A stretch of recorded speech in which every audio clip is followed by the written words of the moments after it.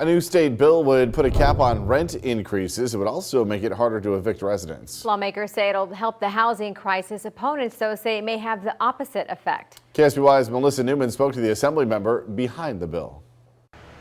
Several bills aimed at fixing the state's housing crisis have already been killed so far this legislative session, but this bill is different. Its main focus is protecting tenants' rights, but several property managers I spoke to today tell me this bill will do more harm than good.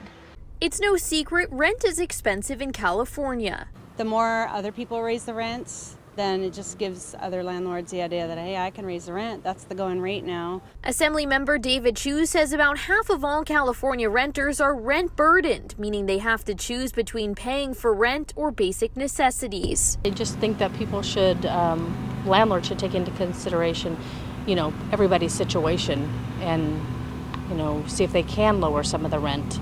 I think that people are just out for money. Now the state could be stepping in to help with AB 1482, a bill that would limit rent increases to no more than 7% plus inflation. It would not include single-family homes. When you have millions of tenants who are one rent increase away from being evicted, becoming homeless, being forced to choose between food, healthcare, or housing, we need to provide them with some relief. The bill would also create a just cause rule when it comes to evictions to limit people getting forced out of their homes without cause. They would, however, have to be renting in a space for more than a year. If a landlord's going to evict someone, they need to give a reason to do so, and the reason cannot be discriminatory, retaliatory, or arbitrary. Opponents of the bill say the bill will have the opposite effect, as it would cap rent prices even for those who are more affluent and can afford to pay more. It'll actually shrink housing and, again, cause rental prices to go up, and that's not what we want. We want to protect the most vulnerable in our community.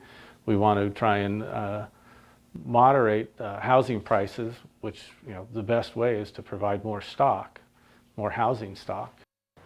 As it's written right now, if this bill goes into law, it will stay in effect until 2023. In Los Olivos, Melissa Newman, KSBY News. The average rent for an apartment in San Luis Obispo is $2,138. That's according to rentcafe.com.